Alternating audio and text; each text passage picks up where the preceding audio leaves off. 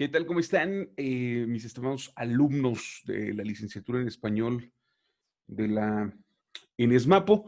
Y bueno, pues este es el video que corresponde justamente a la segunda actividad y donde estaremos iniciando ya con los conceptos básicos que rodean al mundo, eh, a dos mundos que se encontraron en algún momento. eh, Hace no tantos años, que es justamente el mundo de la educación y el mundo de las competencias, que es el tema que está motivando este inicio de curso de planeación y evaluación. Entonces, vamos a comenzar. Va a ser breve el video. De hecho, sé que lo estaban esperando, si no mal recuerdo, por ahí desde el viernes. Pero bueno, les comento, afortunadamente, tuve la posibilidad de, digo afortunadamente, ¿no? Porque tuve la posibilidad de actualizar la computadora en algunos de sus componentes, específicamente en su disco duro y en sus memorias RAM, para poderles ofrecer, obviamente, o bueno, más bien para generar mayor facilidad al momento de estar grabando y editando y poder estar manipulando algunos programas. Entonces estoy muy contento, aunque me generó por ahí estar un par de días cargando algunos programas que obviamente se perdieron en el mudar los discos duros, pero afortunadamente pues ya estamos de regreso. Seguramente este video lo van a estar reproduciendo el miércoles 7 de octubre, seguramente. Y bueno, obviamente tendrán más días para ver el video y estar realizando las actividades. Recuerden, ahí en plataforma, ahí en Classroom, podrán encontrar el material de estas diapositivas, una lectura que va a ayudar a resolver la actividad y bueno, el enlace también para que puedan estar revisando este video, ¿no? Entonces, vamos a hablar de estas competencias, les decía, en el mundo de la educación y que sé que es como dos mundos que se encuentran en algún momento de la historia. Am, Revisaba algunos materiales bibliográficos y muchos de ellos dicen que de hace 20 años, ¿no? Dicen, hace 20 años comenzábamos con el tema de las competencias. Y yo creo que tiene más. De hecho, en Europa, específicamente en España, habrán comenzado con el modelo de competencias al menos una década antes que en América Latina conociéramos este concepto y empezáramos a trabajar bajo esta premisa, ¿no? Ahorita vamos a comentar un poco dónde surge el tema de las competencias, pero les decía, pues recientemente nos encontramos con este concepto entrando al mundo de la educación. Va a decir, bueno, ¿y dónde estaba antes? Ahorita platicamos de dónde posiblemente surge este concepto de competencias y qué beneficios tenía en el contexto donde surge, ¿no? Y por qué resulta ser tan importante ahora, ¿no? Una medida tan importante ahora en la educación. Entonces, bueno, yo decía, ¿no? Y me planteaba esta situación y decía, es que antes, acá está de este lado, ya me iba a ir acá a otra diapositiva, antes de poder hablar de las competencias y de cómo llegaron a la educación, decíamos que creo que es preciso hablar de los fines de la educación, de los fines de la educación. ¿Y a qué me refiero con los fines de la educación? Hoy en día creo que es casi imposible imaginar una sociedad sin, más allá de la educación, creo que el asunto de la educación no la podemos negar, es obligada, ¿no? Nos conforma como sociedad. Pero de la escuela, ¿no? Este modelo de escuela, es decir, ¿por qué refiero y por qué distingo el asunto de la educación y de la escuela? Porque la educación ocurre y en la sociedad obviamente ocurrió en distintos escenarios, ocurrió en el seno familiar, estuvo a manos de la iglesia, estuvo a manos de la comunidad, ¿no? Es decir, hubo comunidades en momentos del desarrollo de la civilización, del desarrollo de las sociedades humanas, que las comunidades se hacían cargo de sus jóvenes, de sus niños y de sus jóvenes, para instruirlos a favor de los bienes comunitarios. Es decir, la educación, el proceso educativo es un mecanismo que tiene que existir sí o sí para que la comunidad exista y para que la sociedad exista, ¿no? Entonces va a ocurrir, va a surgir. Pero la escuela no necesariamente, es decir, la escuela tal y como la conocemos ahora, y que justo la escuela tal y como la conocemos ahora, pero que no podemos imaginar una sociedad sin escuela, ¿no? Ahora que pensaba con el tema de la pandemia, ¿no? Yo creo que en algún momento más de uno dijeron, cuando dijeron, vámonos a las casas, ¿no? Y se suspenden clases. Más de alguno habrá pensado, bueno, y se va a suspender el curso, se van a suspender las clases, se va a perder el año, ¿no? Había mucho temor en ese sentido. Y, y es muy complicado imaginar, ¿no? Fue muy complicado imaginar a principios de este año lo que está ocurriendo ahora, ¿no? Eh, este modelo que está ocurriendo en muchas escuelas de educación básica, específicamente en primarias, seguramente en preescolares y muy posiblemente en secundarias, donde hay una acción conjunta entre la responsabilidad de educar ahora asumida por los padres, y me refiero a educar en cuestión de temas académicos, ¿no? Donde ahora los padres se asumen como parte de, eh, nunca hubiéramos imaginado, ¿no? Eh, madres y padres de familia entrando de una manera tan directa en los procesos de alfabetización de sus hijos. Es tremendo lo que está ocurriendo. No lo hubiéramos podido imaginar así. ¿Por qué? Porque concebimos una escuela y concebimos una dinámica de la escuela y una razón de ser de la escuela, ¿no? Y entonces por eso es importante, para poder decir en qué momento se le abrieron las puertas en el mundo. Me gusta mucho este concepto. El mundo de la educación le abre las puertas, ¿no? Al mundo de las competencias. Bueno, pues hay que hacer esa retroinspectiva de qué ocurrió para que le abrieran las puertas, ¿no? Porque tampoco fue una invasión violenta, ¿no? No fue una invasión que no fuera conveniente, ¿no? Ocurre en un momento eh, donde justamente resulta conveniente, me gusta esa palabra. Vamos entonces a platicar a través de esas preguntas que me gusta plantearles, mis estimados alumnos, que tiene que ver, ¿por qué van las personas a la escuela? Te recuerdo que cuando veas este foquito con un signo de interrogación, son preguntas que estaremos incluyendo en nuestra actividad. En esta clase, más allá de las preguntas, hay una actividad que vamos a estar describiendo al final, pero además de esa actividad, habrá que incluir estas preguntas que están en la presentación y que te estoy haciendo en este momento. Pregúntate, ¿por qué van las personas a la escuela? O si nosotros nos ponemos a reflexionar lo que, por ejemplo, para las generaciones de sus padres, no tanto de sus abuelos, yo creo que sus abuelos nos convencieron de lo que sus padres vivieron. La escuela fue una promesa, ¿no? A través de la cual nos vendieron la idea, ¿no? Que era cierta hasta cierto sentido y que fue cierta para los abuelos, de que las personas que más estudiaban les iba mejor en la vida, ¿no? Estudia si quieres un buen trabajo.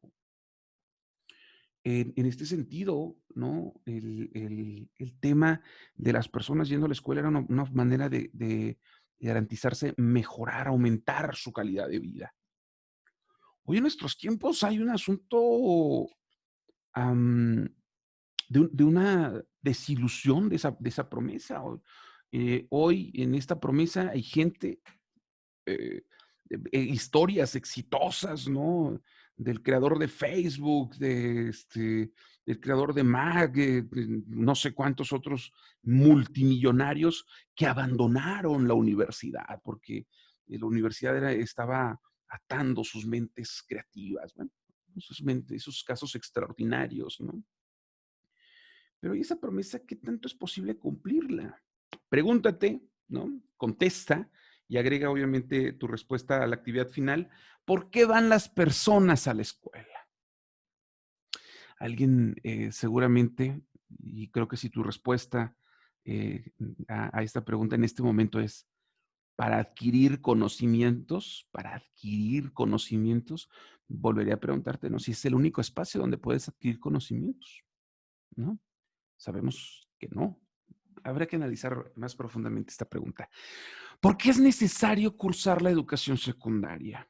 Si le preguntáramos hoy a un estudiante de secundaria, ¿no? Del sistema federal, ¿no? Telesecundaria o secundaria técnica, muchos te responderían que van a la escuela a ver a sus amigos, a ver a su novia, a su novio, o evitar, ¿no? Que los pongan a hacer qué hacer en la casa.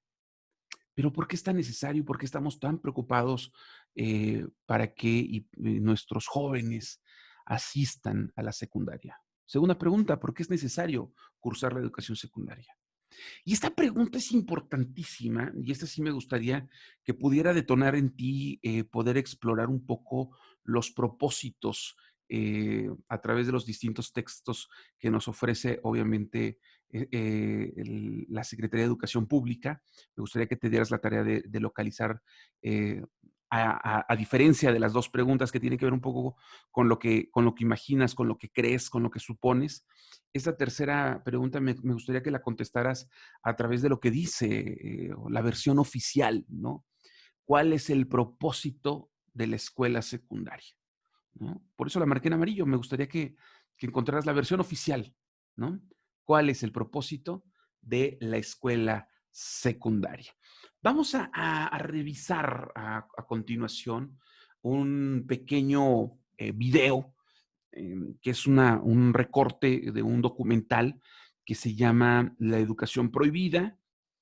De hecho, no lo hice todavía, seguramente más adelante lo estaré haciendo. Les voy a subir el enlace, aunque lo pueden encontrar en YouTube, ¿no? Este documental que se llama La educación prohibida.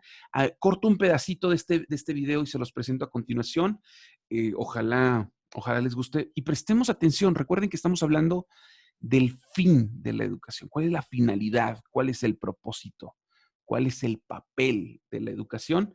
Y vamos a ver el video y seguimos conversando, ¿no? De hecho, yo aquí estoy con ustedes.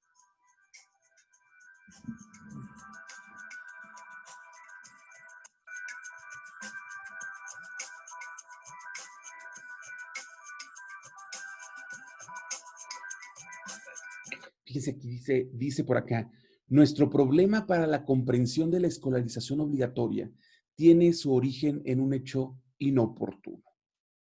El daño que hace desde una perspectiva humana es un bien desde una perspectiva de sistema, ¿no? John Taylor Gatto.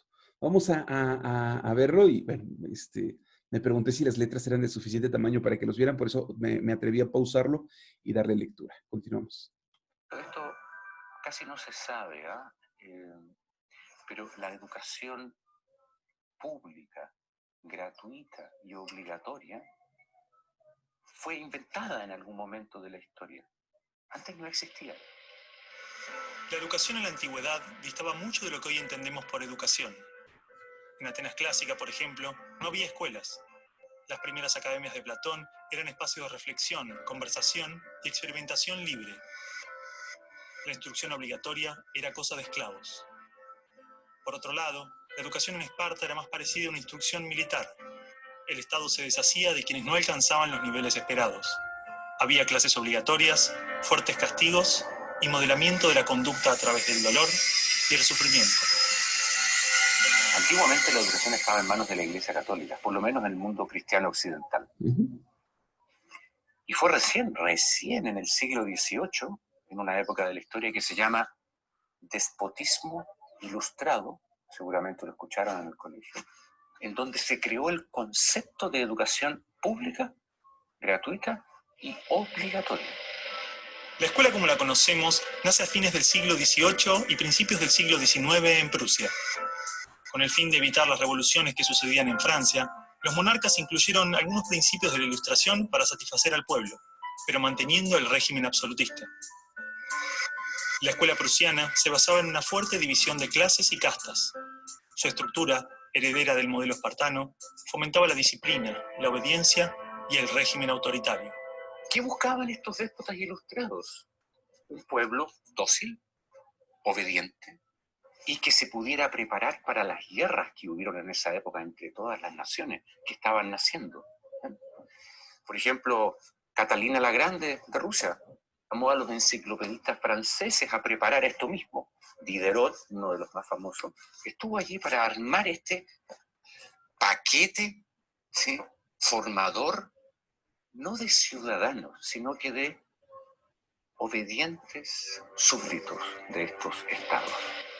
Las noticias del exitoso modelo educativo viajaron rápido, y en pocos años, educadores de América y Europa visitaban Prusia para capacitarse. Con el paso del tiempo, el modelo se expandió a nivel internacional.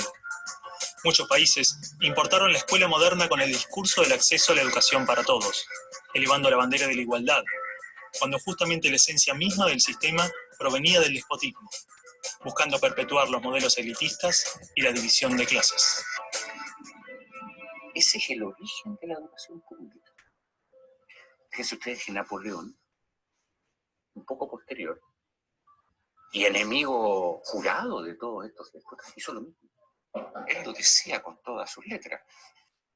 Yo quiero formar un cuerpo docente para poder dirigir el parecer de los franceses.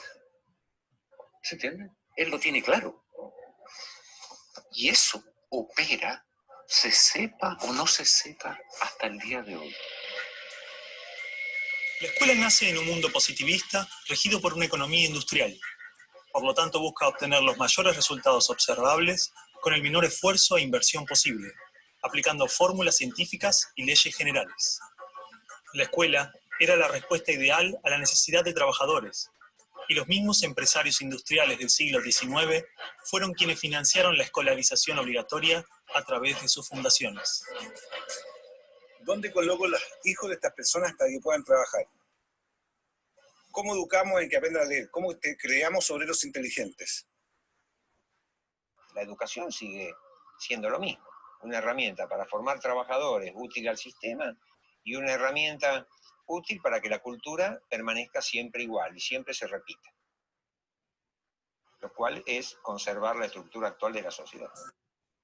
Bueno, ese es un pedacito muy breve de este documental que se llama La educación prohibida, ¿no? Los invito por ahí, les voy a dejar el enlace para que lo vean completo. Pero nos plantea esta situación y dice, en algún momento los gobernantes, reyes, emperadores, se dan cuenta, ¿no?, que el poder de la educación. ¿Por qué?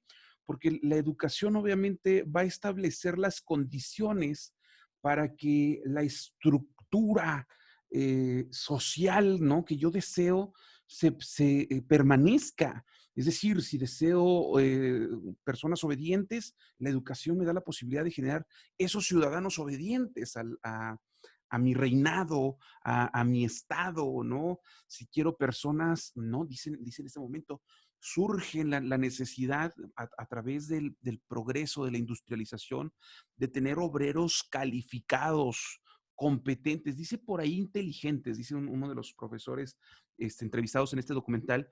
A mí más que inteligentes me parece que los requiere eficientes, ¿no? El asunto de, imaginen un poco al asunto de los abuelos y los bisabuelos, ¿no?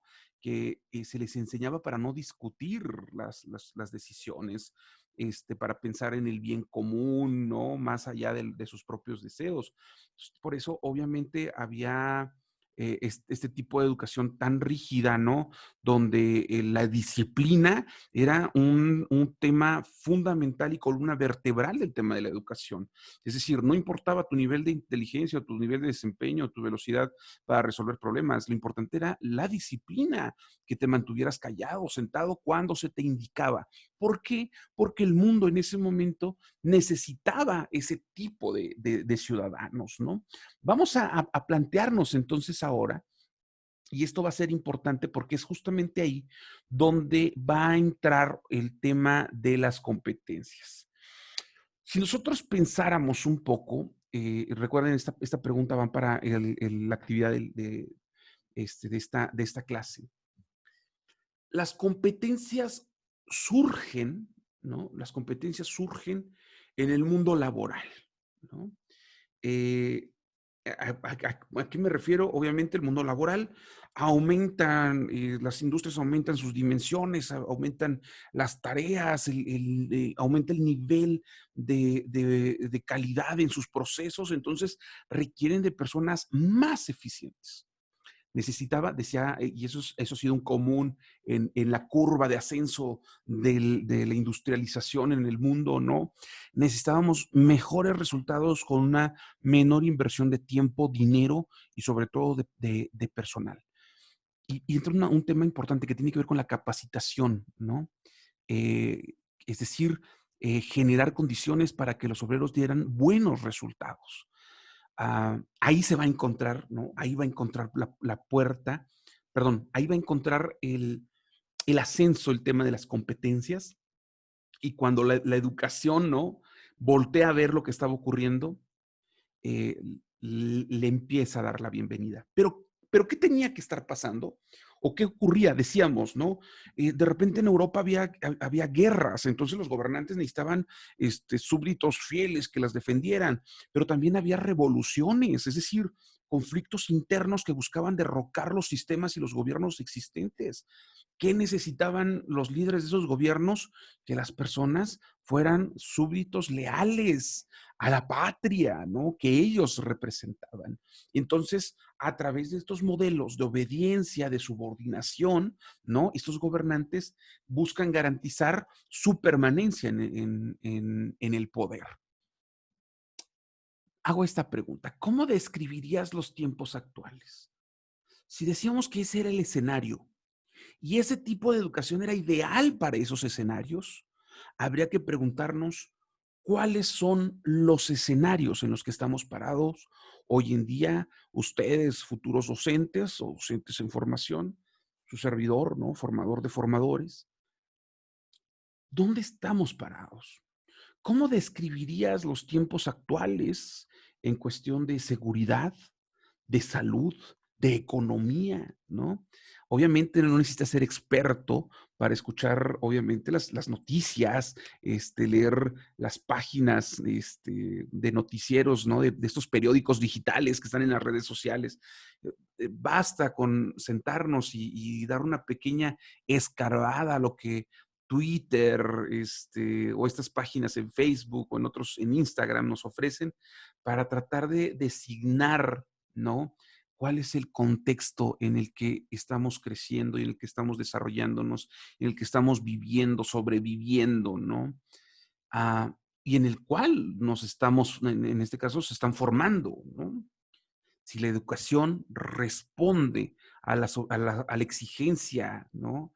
Del entramado social, de las necesidades de quienes están en el poder, ¿cuál es el escenario actual, ¿no? Entonces, les pido, ¿no? que describan estos tiempos actuales. Y la siguiente pregunta es, ¿qué le exige los nuevos contextos a la nueva escuela, ¿no? Esa escuela que ya no, que esa columna vertebral ya no es la disciplina, la obediencia ciega, ¿no? Que hoy insistimos en que necesitamos personas reflexivas, empáticas, con amor a la patria. ¿Qué le exige esta nueva realidad, estas realidades, ¿no? No la nueva realidad de la pandemia, sino la realidad sobre la que estamos parados en este tiempo? Y obviamente esta exigencia la tiene que asumir la escuela, ¿no? ¿Para qué? Para poder mantener un estado o para poder mejorar, sanar un entramado social, ¿no? Por ejemplo. Entonces, con esto, les decía, habría que entender que cómo las competencias irrumpen. Así decía por ahí el texto que estaba consultando, irrumpen.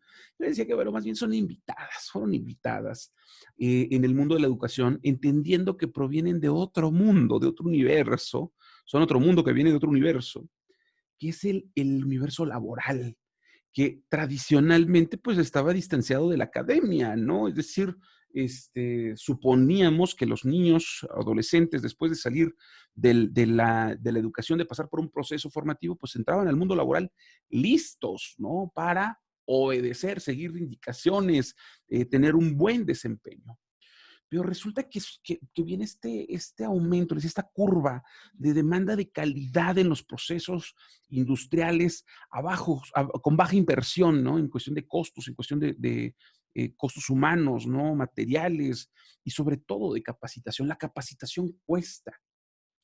Las empresas necesitaban entender que tenían que aplicar un enfoque a través del cual gastaran lo menos posible en el factor humano. Y entonces, ¿no? Van desde el tema de la selección del personal. Necesito personas altamente competitivas. ¿Qué quiere decir? Que logren, ¿no? Que tengan un desempeño eficiente, ¿no? Que sean eficientes con alto desempeño, mejor dicho, está más padre eso. Que sean eficientes con un alto desempeño. Y eso significa, ¿no? Que cometan menos errores. Pero que también, y esto es importante, que entiendan, que las personas, que los obreros entiendan que a través de otros conocimientos que han adquirido a lo largo de la vida, de la experiencia, que a través de una serie de habilidades, pero sobre todo con actitudes, ellos van a poder resolver las situaciones que el campo laboral les presente. Cuando yo encuentro un sujeto que es capaz, ¿no? Que tiene experiencia, pero que además es capaz de aprender nuevos conocimientos, de saber qué es lo que tiene que aprender e ir a buscar esos nuevos conocimientos, que tiene una serie de habilidades y es capaz de desarrollar nuevas habilidades a partir de lo que ya sabe, y que tiene una serie de condiciones en cuestión a sus valores, a sus actitudes, ¿no? De servicio, de eficiencia, de colaboración, de trabajo en equipo, de negociación, de resolución de conflictos. Entonces tengo personas en las que no voy a invertir tanto tiempo en su capacitación, que además son personas que vale la pena tenerlas aquí conmigo en la empresa, pero que van a salir evaluadas con un alto desempeño. Entonces, ¿no? La misma empresa empieza a determinar cuáles son los conocimientos, cuáles son las habilidades y cuáles son las actitudes que requiere un trabajador para ocupar un puesto. Esta mirada, ¿no? A la posibilidad de mejorar el desempeño del trabajador es la que termina coqueteándola y convenciendo a la educación. Porque decíamos, ¿no? En el avance de la sociedad del conocimiento, les platicaba yo algunas clases anteriores. Hoy nos damos cuenta que hay había, ¿no? En algún momento nos dimos cuenta que había un distanciamiento entre lo que se enseñaba en la escuela y lo que ocurría realmente en el campo laboral. Entonces, hay una brecha, porque la gente salía con conocimientos que les habían dicho, A más B es igual a C, ¿no? Esos procesos donde no se discutían las cosas, de repente llegas al mundo laboral donde todo es rápido, todo está en constante transformación, exige, demanda del empleado. ¿Qué es lo que ocurre? Pues entonces las competencias terminan de ser un puente que conecta a la escuela con la industria, con el mundo laboral. ¿Por qué? El mundo laboral exige desempeño y calidad. La escuela, ¿no? Ofrece la oportunidad de enseñar y que el alumno aprenda. Y viene la pregunta, ¿no? Cuando surge el modelo de competencias, decimos, es valioso el conocimiento, las habilidades y las actitudes. ¿Qué quiere decir? Que la escuela debe de garantizar que el alumno aprenda a aprender para adquirir nuevos conocimientos, ¿no? Partiendo de la idea que el alumno no lo va a saber todo, ¿no? El alumno imagínate tú, ¿no? Que te prepararan, piensa en ti, tú también estás trabajando bajo un perfil de competencias. Alguien determinó unas competencias de egreso, que tú cuando salgas de tu formación normal hayas desarrollado ciertas competencias. Entonces, imagínate, ¿no? ¿Qué queremos decir?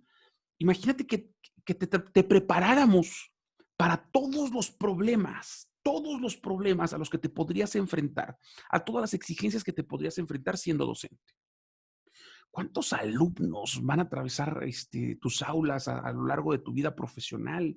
¿Cuántos padres de familia? ¿Cuántos lugares vas a estar ubicado trabajando? ¿En cuántos puestos? Podría ser el de la cooperativa, podrías ser el comisionado de actos cívicos, podría ser el director de la escuela, el supervisor, podrías estar encargado en el sindicato. Es decir, hay un mundo de posibilidades y un mundo de problemas y un mundo de exigencias. Y no te podemos enseñar todo. ¿Qué te tenemos que enseñar? Tenemos que fomentar, ¿no?, que puedas desarrollar competencias. ¿Qué significa? Que seas capaz de reconocer, ¿no?, cuáles son tus necesidades de conocimientos, de poder buscar, recolectar esos conocimientos y de saber cuáles puedes aplicar para resolver los problemas. Esa es la razón de ser del modelo de competencias, ¿no? Que el sujeto sea capaz de resolver lo que se le presenta a través de sus aprendizajes previos y de la posibilidad de adquirir nuevos, de las habilidades que ha desarrollado y la posibilidad de cambiar habilidades nuevas, ¿no? Hago un paréntesis en este asunto del mundo de la industria. Imagínate, ¿no?, que está un obrero toda su vida trabajando con una máquina y le traen una máquina nueva. Y el obrero dice, no, a esa máquina yo no le sé. Pues señor, pues muchas gracias, adelante, ¿no? Vamos a contratar a alguien que pueda aprender a usar esta máquina. ¿Qué necesitamos? Que los sujetos sean capaces de seguir aprendiendo toda su vida. Y obviamente, ¿no?, atravesado por el tema de las habilidades que va a ir desarrollando y las actitudes necesarias que debe de presentar, ¿no?